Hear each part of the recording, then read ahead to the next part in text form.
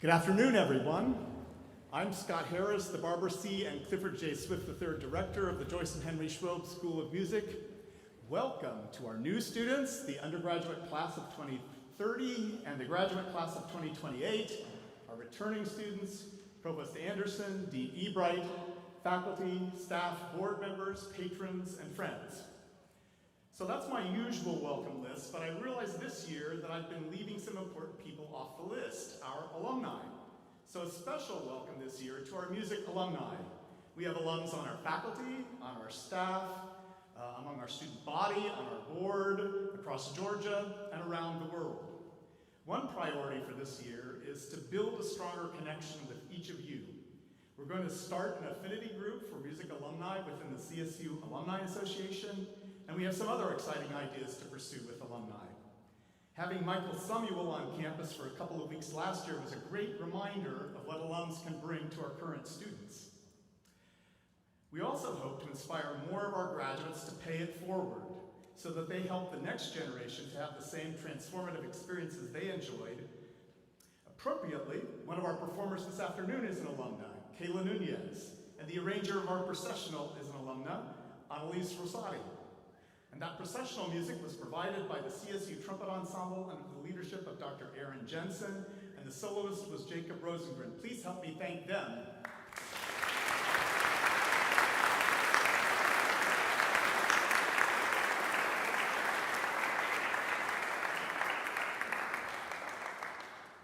So thank you for joining us for what has become a cherished tradition at the Schwob School, launching the new academic year with a music-filled ceremony and taking a few moments to think about the year ahead. Gathering in this manner is a vivid reminder that there's about 1,000 years of musical experience in this assemblage on this stage, and it's all at your disposal. I hope this image inspires you to ask faculty members, all faculty members, lots of questions. They are here for you. As I always say, why ask ChatGPT when you can ask Dr. V? Sorry, percussion, get it? Also, they are great sports, modeling the 800-year-old regalia that each of you will wear when you cross the threshold from student to alum.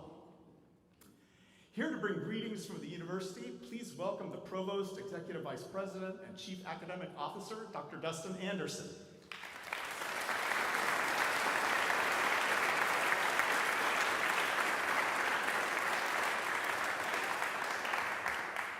Thank you all so much. It is a rare treat to be able to share a space with such phenomenal talent. Let's please give our faculty another round of applause.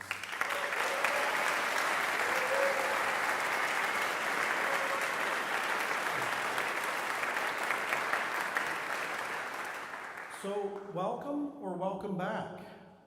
One of the most common questions that I used to get is, why is it that we need a college education? People outside the university regularly asking, what's so important about learning this way? That's changed recently to why do we have certain things at universities now?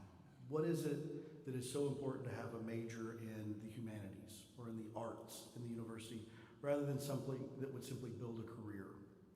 And as a recovering English and philosophy major myself, I take specific umbrage at that. But it did put me in mind of a question of what would a university be without the arts? And maybe importantly today, what would a university be without music?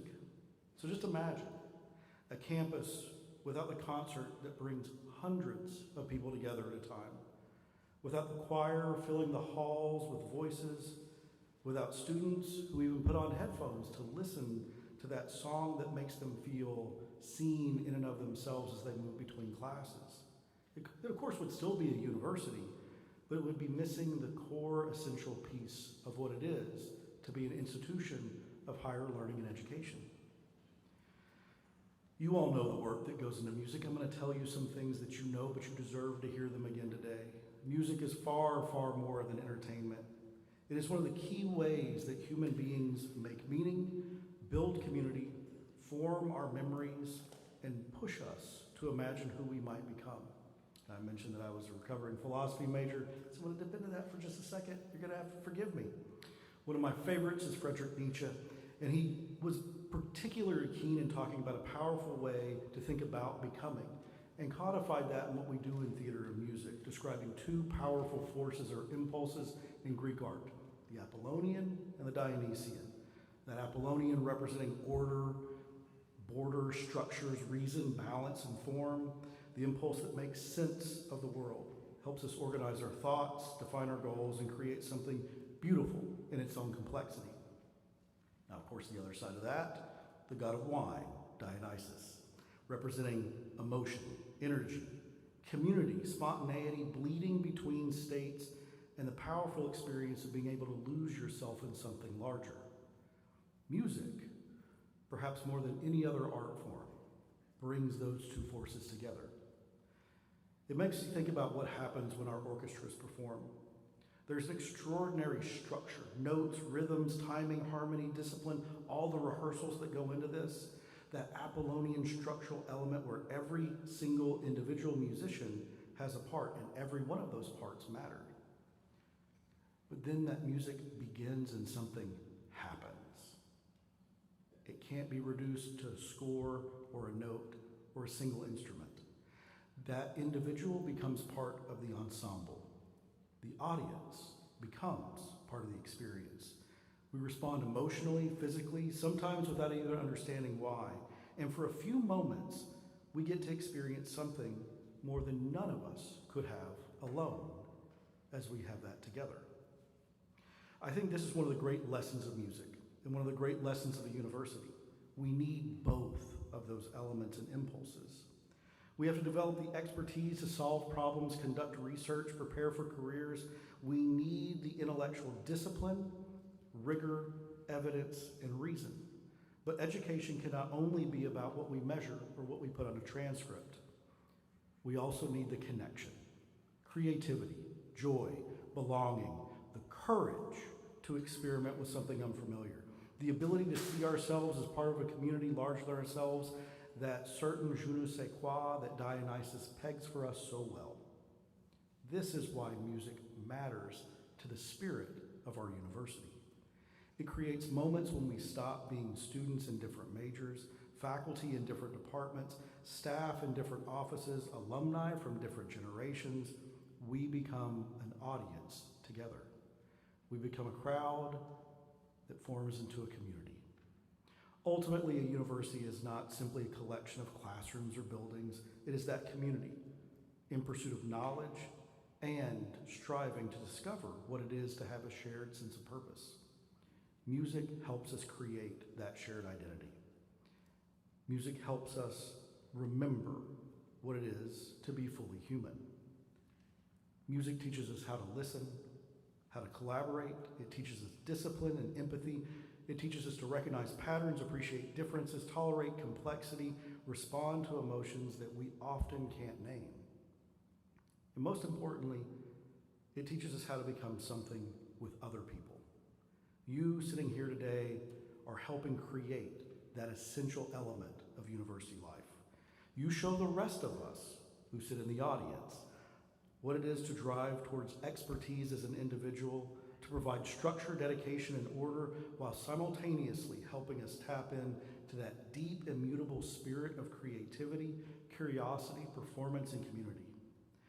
Our university should be a place where we learn to think deeply, work rigorously, and pursue excellence. But it should also be a place where we celebrate, create, connect, and experience the extraordinary together. And that is what you, as our students in the Schwab School, do. You give us that extraordinary experience. And this is why music continues to be the very heart of Columbus State University. Welcome this year. Thank you all so much.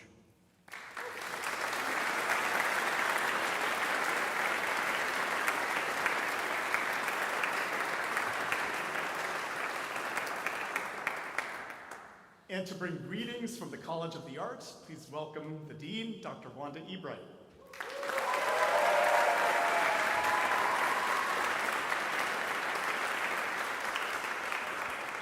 Well, thank you. I love you too. Welcome back, all of our students and faculty and staff, all of our colleagues, our donors, and all of you who are new to the Schwab School of Music, welcome. You are welcome here. We are happy to have you, and I hope that you are well rested because it's probably the most rested you're going to be all semester, and it's a good thing. I'd like to lean a little bit into what the provost was saying about really the magic of live performance. When I think about both my own career as a dancer, definitely not a musician, but also what my hope and my wishes and my dreams are for you for this year and on through the rest of your time here and into your careers. It is both an acknowledgement and awareness of your light and how unique it is, how the gift that you each have been given and that each of us has been given is uniquely different from anyone else at any point in the history of humanity. You have something that is so special and so priceless that you are here to refine and to try and perfect and to learn how many ways you can share it with the world. And I would hope for you and wish for you that you never forget that you try not too hard to compare it to everybody else's, because we all have a different journey and a different path, and my way to greatness isn't someone else's way to greatness, isn't the next person's way to greatness, but we can all get there.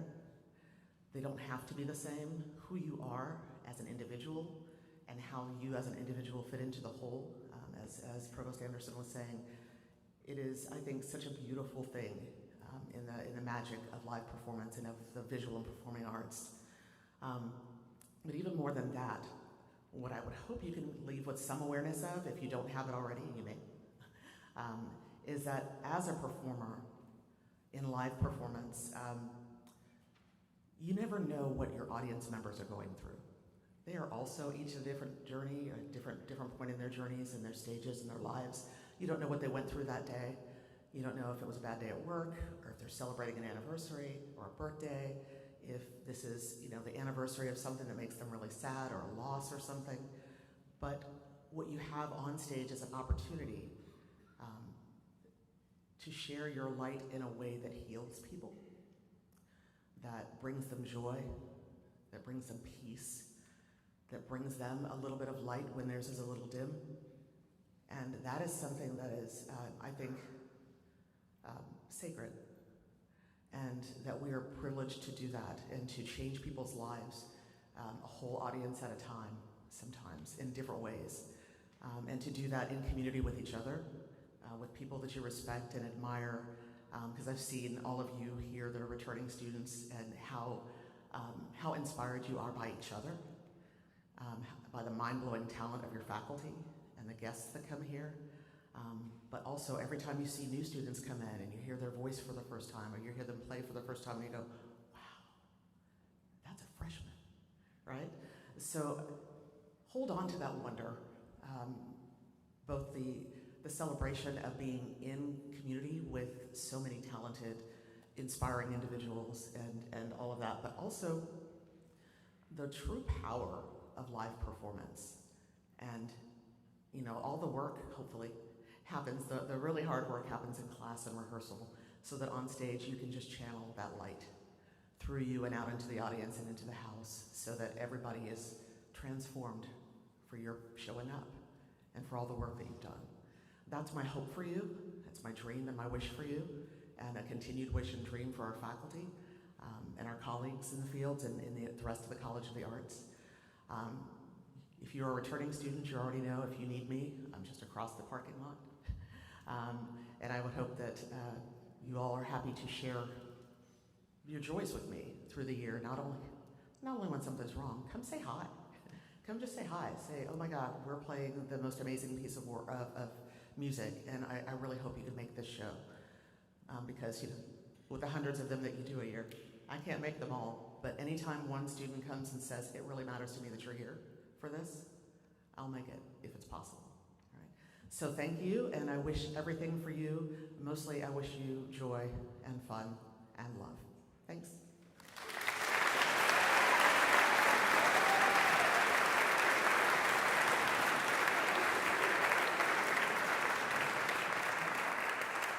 Thank you, Dr. Anderson and Dr. Ebright, for those inspiring words. And now we move to inspiring music.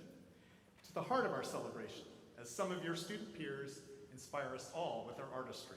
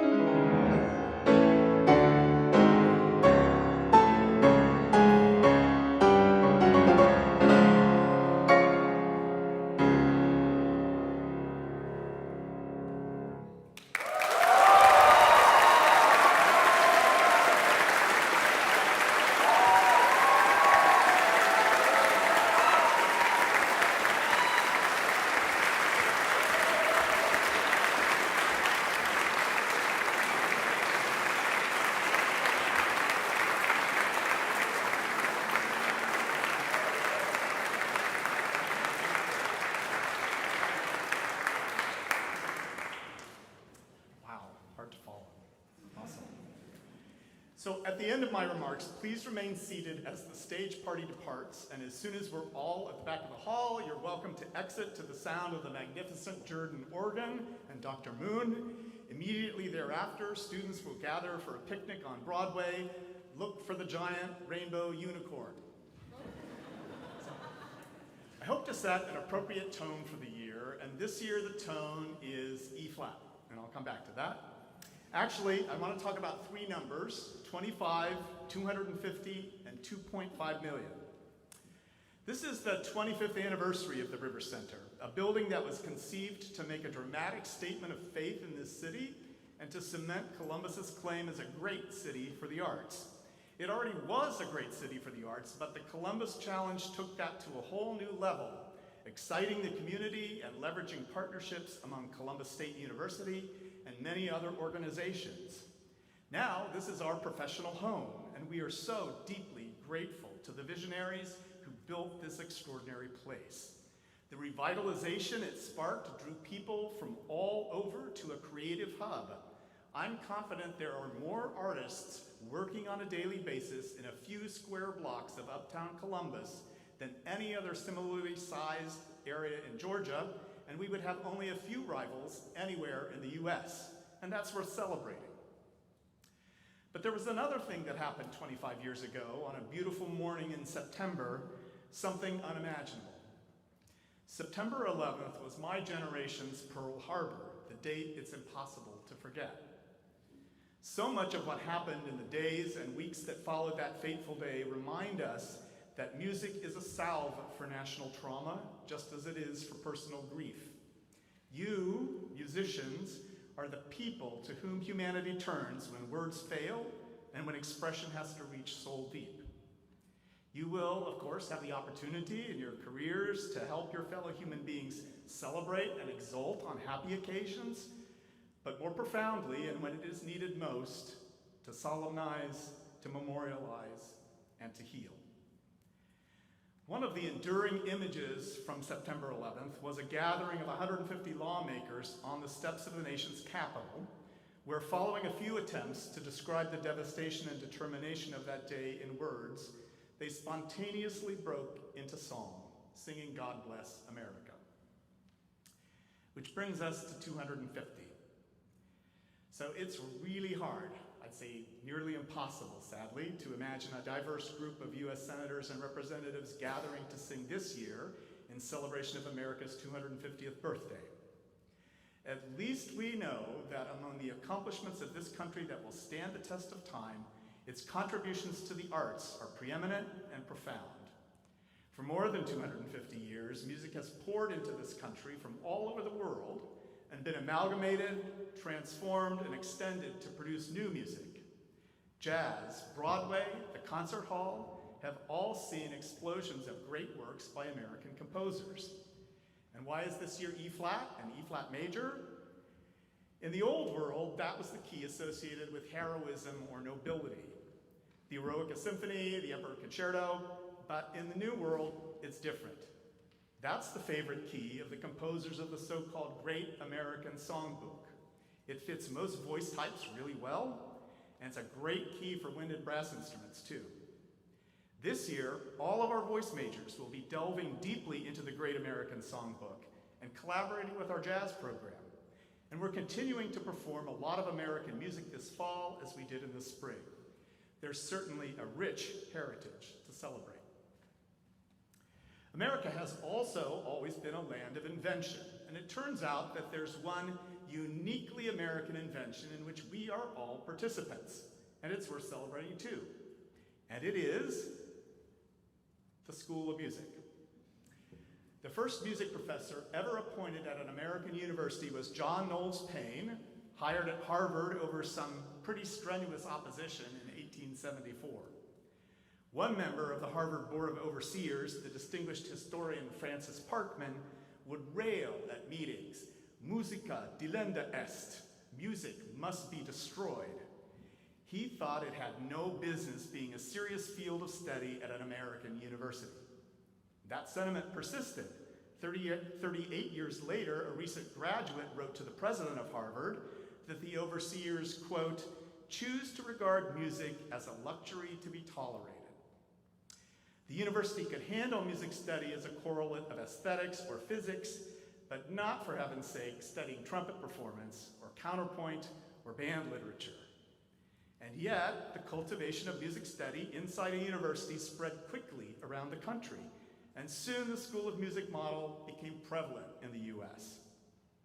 This meant that what you would find in Europe at 4 different institutions, so performance study at a conservatory, music teacher preparation at a teacher's college, music as an object of scholarly exploration at a research university, and music as a core subject of arts and humanities for baccalaureate students at a college, those were all now united in one school for the mutual benefit of all students. And you're the beneficiaries of this particularly American invention. And because of everyone in this room, the Schwob School of Music does these things really, really well.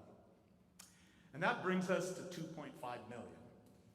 That's the number of copies sold so far of a remarkable novel by Alan Levi, local musician, singer-songwriter, lawyer, and now genuine Oprah-endorsed celebrity author. I don't know where my Oprah sticker went on the cover of mine, but Theo of Golden has become a phenomenon, and at its heart is a story about art, love, loss, restoration, sadness, and generosity. It is about the transforming power of the creative act and the transforming power of the act of giving. Golden is in fact the fictional name of Columbus, and most of the action in the book occurs within a few hundred yards of where we are all sitting. Some of the action even occurs on this very stage. Now, names and people and places, they have been changed to protect the innocent or the not so innocent. And if you read the book, you'll recognize many familiar places. The portraits by Gary Pound that you've probably seen in Fountain City Coffee, which includes some of the people in Legacy Hall today, become the catalyst for the story. It's particularly fun, at least it was for me, to speculate on who might have been the models for the music professor and the cello student, who are characters in the book.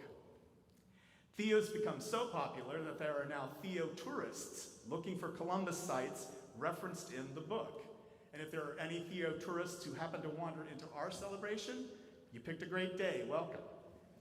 A lot of the book focuses on the relationship between art making and generosity.